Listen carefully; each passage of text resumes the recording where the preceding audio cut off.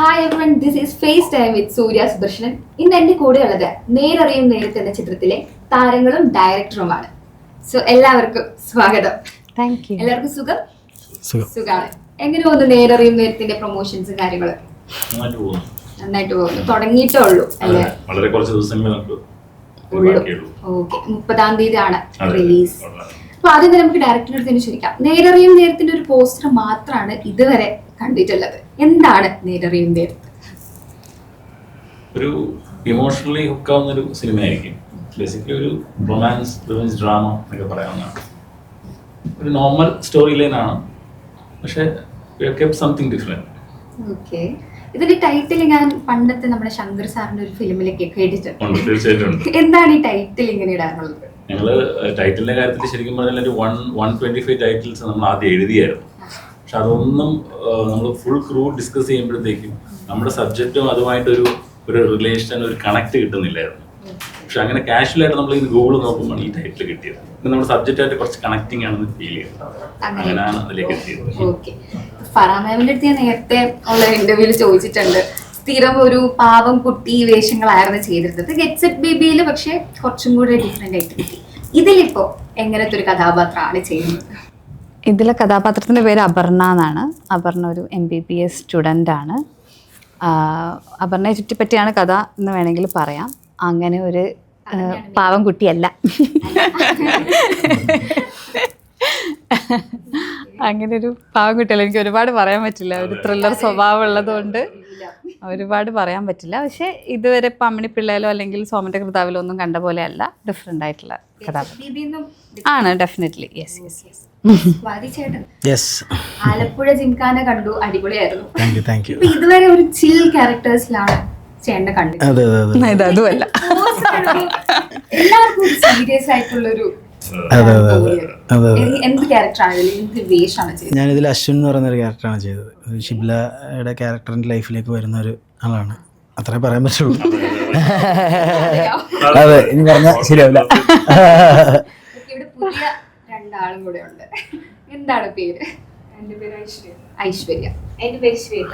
ഐശ്വര്യ എന്താണ് ഇതിൽ ചെയ്യുന്നത്? ഞാൻ അപർണയുടെ ബെസ്റ്റ് ഫ്രണ്ട് ആയിട്ടാണ് ചെയ്യുന്നത്. ക്യാരക്ടർ നെയിം രമ്യ എന്നാണ്. ഓക്കെ, ഞാനും അപർണയുടെ ഫ്രണ്ട് ആയിട്ടാണ് ചെയ്യുന്നത്. ആദ്യത്തെ ചിത്രമാണോ നിങ്ങൾ? അതോ എന്റെ സെക്കൻഡ് മൂവിയാണ്. Second movie. ഓക്കെ, എങ്ങനെ ഉണ്ടായിരുന്നു? അടിപൊളിയാണ്. ഇവിടെ എന്റെയും സെക്കൻഡ് മൂവിയാണ്. ഫസ്റ്റ് മൂവി ഏതായിരുന്നു? ഫസ്റ്റ് ഷൂട്ടിംഗ് നടന്നുകൊണ്ടിരിക്കുന്നു.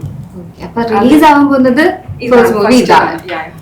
ഓക്കെ, സോ ഇനി എൻ്റെ ഒരു ഫണ്ണി ഒരു സെഷൻ വെച്ചാണ്.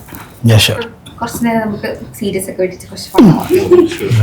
ഇവിടെ ഇരിക്കുന്ന കോസ്റ്റാഴ്സിൽ ഒരു ദിവസത്തേക്ക് നിങ്ങൾക്ക് ക്യാരക്ടർ സ്വിച്ച് നടത്താൻ പറ്റുമെങ്കിൽ നിങ്ങൾ ആരെ ചൂസ് ചെയ്യും? എന്തുകൊണ്ട് എന്ന് ആദ്യം ഇവിടെ തുടങ്ങാം. സ്വിച്ച് ചെയ്താലോ? അങ്ങനെയാണ് ഞാൻ നായികയാണല്ലോ. റിയൽ ക്യാരക്ടറാണോ സ്വിച്ച് ചെയ്യേണ്ടത്? റിയൽ ക്യാരക്ടറാണോ? റിയൽ ക്യാരക്ടർ അങ്ങനെ സ്വിച്ച് ചെയ്യേണ്ടതില്ലെന്ന് തോന്നുന്നു. ഞാൻ പക്ഷെ എന്തായാലും സ്വാതന്ത്ര്യം പാട്ട് പാടാലോ. എന്നെ കൊണ്ട് ഈ ജന്മത്തിൽ അത് പറ്റും തോന്നില്ല. തീർച്ചയായിട്ടും അത് അവന് സ്ഥിരം കൊട്ടേഷൻ. ക്യാരക്ടർ മാറുന്നെങ്കിൽ ആരുടെ ക്യാരക്ടർ?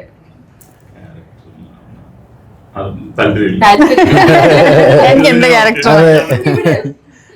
സ്വന്തം character. Okay, so next question. ഇപ്പൊ ഒരു ബുക്ക് അല്ലെങ്കിൽ ഒരു നോവൽ അല്ലെങ്കിൽ ഒരു സ്റ്റോറി, ഇതിനകത്ത് ഒരു ഫിക്ഷണൽ ക്യാരക്ടർ, ഇതിപ്പോ ഞാൻ ആക്ടേഴ്സിന്റെ അടുത്താണ് ചോദിക്കുന്നത്, ഫിക്ഷണൽ ക്യാരക്ടർ ചെയ്യണം എന്നുണ്ടെങ്കിൽ ഏതായിരിക്കും? ഒരു നോവൽ എന്നുള്ള ഒരു ക്യാരക്ടർ എടുത്തോ. അവിടുന്ന് തുടങ്ങിക്കോ.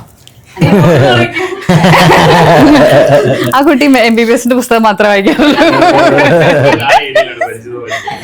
പഠിച്ചുകൊണ്ടിരിക്കുകയാണ്. അപ്പൊ മാം എന്നെ തുടങ്ങിക്കോ. ധൈര്യമുള്ള ആരുമില്ല ഇവിടെ. ഫിക്ഷണൽ ക്യാരക്ടർ പറഞ്ഞാലേ നമ്മൾ റീസെന്റ് വായിക്കുന്നതാണല്ലോ നമ്മളെ മനസ്സിൽ നിൽക്കുക.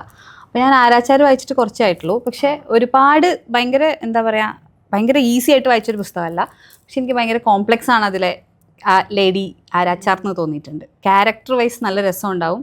എന്ന് തോന്നിയിട്ടുണ്ട്. റീസെൻ്റ്ലി വായിക്കുന്ന നമ്മളെ മനസ്സിൽ നിൽക്കുക. പണ്ടൊക്കെ വായിച്ചപ്പോൾ മറ്റേ മാധവിക്കുട്ടിയുടെ സാധനമൊക്കെ വായിക്കുമ്പോൾ ഞാൻ തന്നെയാണെന്ന് വിചാരിച്ചിട്ടാണ് വായിച്ചുകൊണ്ടിരുന്നത്. പിന്നെ സ്വിച്ച് ചെയ്യാതുള്ള തോട്ടൊന്നും ഉണ്ടായിരുന്നില്ല. പക്ഷെ റീസെൻ്റ്ലി വായിച്ചാൽ എനിക്ക് തോന്നുന്നു അങ്ങനെ ഒരു കഥാപാത്രമായിരിക്കും ചെയ്താൽ കൊള്ളാന്നുണ്ട്. കാരണം അങ്ങനെ കുറച്ച് വ്യത്യാസമല്ലേ അങ്ങനെ. ചേട്ടനാണെങ്കിലോ? എനിക്കങ്ങനെ ഞാൻ വായന ഭയങ്കര കുറവായി. പണ്ട് ഉണ്ടായിരുന്നു, പക്ഷെ ഇപ്പോൾ അടുത്തായിട്ട് വളരെ കുറവാണ്. PS5 വായന കുറവാണ്. അതുകൊണ്ട് തന്നെ കഥാപാത്രം എന്ന് പറഞ്ഞാൽ ഒരുപാട് കഥാപാത്രങ്ങൾ ഇങ്ങനെ നമ്മൾ കണ്ടുപോകുന്നുണ്ടല്ലോ. അതിൽ എന്തും എന്നെ കൊണ്ട് ചെയ്യാൻ പറ്റുന്ന തോന്നിയ ഏതായാലും ഞാൻ റെഡിയാണ്. അതെ അതെ അതെ. ബുക്ക് വായിക്കാറില്ല കുറച്ച് വായിക്കാറുണ്ട്. അപ്പൊ ഒരു ഇഷ്ടമുള്ള ഒരു കഥാപാത്രം സിനിമ എനിക്ക് അങ്ങനെ എടുത്തു പറയാനായിട്ടില്ല, പക്ഷെ എനിക്ക് ഈ ഹിസ്റ്റോറിക്കൽ ആയിട്ടുള്ള ഈ റിട്രോ ക്യാരക്ടേഴ്സ് ഒക്കെ ചെയ്യാൻ ഭയങ്കര ഇഷ്ടമാണ്. ഓക്കെ, കിട്ടട്ടെ. ഇവിടെ ഞാൻ ബുക്ക് വായിക്കാറില്ല, അതുകൊണ്ട് സത്യസന്ധയാണ്. സാർ ഇപ്പൊ ഒരു ഫിക്ഷണൽ ക്യാരക്ടർ ഒരു സിനിമ ആക്കുകയാണെങ്കിൽ അത് ആരുടെ കഥയായിരിക്കും? നമ്മൾ വായിച്ചിട്ടുള്ള ഒരു ഇതിഹാസമായിരിക്കാം, ഹിസ്റ്റോറിക്കൽ കഥയായിരിക്കാം, അങ്ങനെ ഒരു കഥ. ആഗ്രഹം പറഞ്ഞ കുറച്ച് ഓവറാണെന്ന് ഫീൽ ചെയ്യും. മലയാളത്തിലുണ്ടാവട്ടെ ഒരു pirates of the Caribbean. Okay, sir ഫയർമാന്റെ സ്റ്റോറി റൈറ്റർ ആണ്. അപ്പൊ ഇത് എന്ത് കൈൻഡ് ഓഫ് ഒരു സ്റ്റോറിയാണ്? ഇതൊരു റിവെഞ്ച് ഡ്രാമ എന്ന് പറയാമോ? നീ മമ്മൂക്ക വെച്ചിട്ടൊരു പടം നമുക്ക് പ്രതീക്ഷിക്കാമോ? ഉണ്ട്, കാരണം അത് പുള്ളിയുടെ മുമ്പില് ഇനി കഥ പറയാൻ ചെല്ലുമ്പോ പരമന്റെ മേളിൽ നിൽക്കുന്ന ഒരു സാധനമായിരിക്കും. ഞാൻ അറിയാലോ, പുള്ളി ഇപ്പൊ എല്ലാം കൺവെൻഷൻസ് ബ്രേക്ക് ചെയ്തിരിക്കണം ഓരോ സെക്കൻഡിലും. അപ്പൊ ചെല്ലുമ്പോഴത്തേക്ക് അങ്ങനത്തെ ഒരു സംഭവം ആയിരിക്കണം.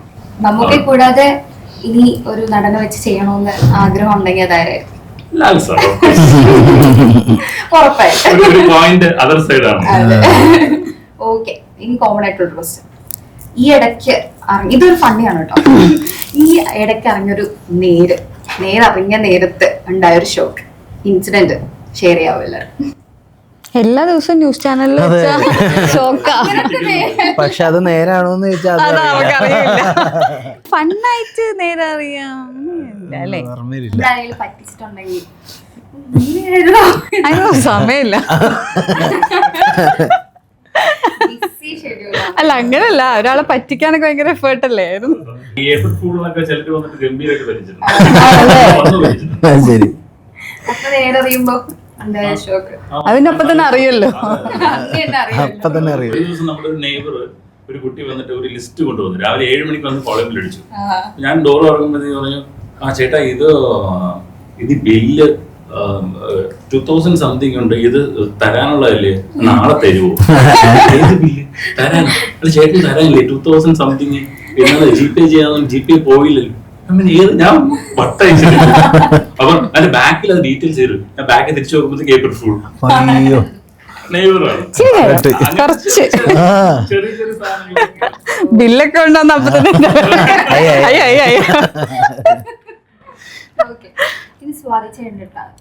ഇതുവരെ ചെയ്തതില് ഹൃദയത്തിനോട് ചേർന്ന് നിൽക്കുന്ന ഒരു കഥാപാത്രം? അയ്യോ, അങ്ങനെ വെച്ചാൽ ഇതുവരെ ചെയ്തതെല്ലാം പിന്നെ തീർച്ചയായിട്ടും ഞാൻ വന്ന് ഫസ്റ്റ് ബ്രേക്ക് കിട്ടിയ തല്ലുമാല തൊട്ടിപ്പോൾ അവസാനം ഈ സിനിമയിൽ ചെയ്ത ക്യാരക്ടർ വരെയുള്ളതെല്ലാം എനിക്ക് വളരെ പ്രിയപ്പെട്ടത് തന്നെയാണ്.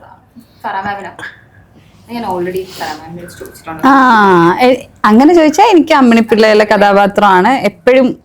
ബിക്കോസ് അത് ഭയങ്കര ഒരു പുതിയ ഒരു അഡ്രസ്സ്, ഒരു പുതിയ വേൾഡ് നമുക്ക് മുന്നിൽ തുറന്നുകൊണ്ട്. പക്ഷെ എല്ലാ കഥാപാത്രവും ഡെഫിനറ്റ്ലി ക്ലോസ് ടു ഹാർട്ടാണ്. പക്ഷെ ദാറ്റ് ഇസ് സംതിങ് സ്പെഷ്യൽ. അങ്ങനെ ആദ്യത്തെ ഒരു ഫീമെയിൽ ലീഡ് ആയതുകൊണ്ടും അങ്ങനെ കുറച്ചൊരു അങ്ങനെ ആയതുകൊണ്ട്.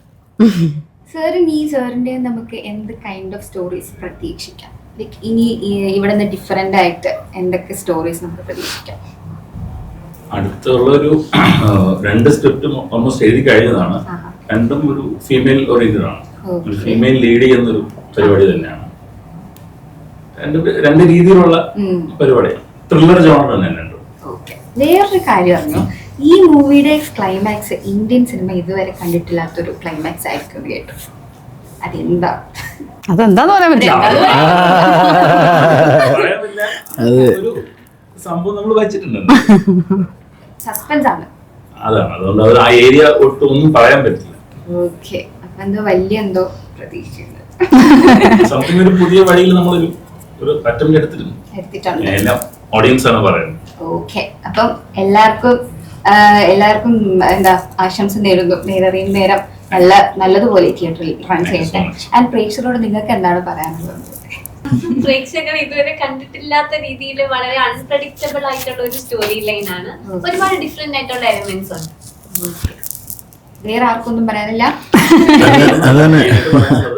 This is a normal storyline, but we are treated it with something different. Okay. അതാണ് നമുക്ക് പറയാം. സോ എല്ലാവരും തിയേറ്ററിൽ തന്നെ നേരറിയും നേരം പോയി കാണുക. ആൻഡ് ഇത്രയും നേരം എൻ്റെ കൂടെയും ടി സ്റ്റുഡിയോസിന്റെ കൂടെയും സ്പെൻഡ് ചെയ്തതിന് താങ്ക് യു സോ മച്ച്. ഇനി നമുക്ക് എല്ലാവർക്കും കാണണം. തീർച്ചയായിട്ടും. Thank you.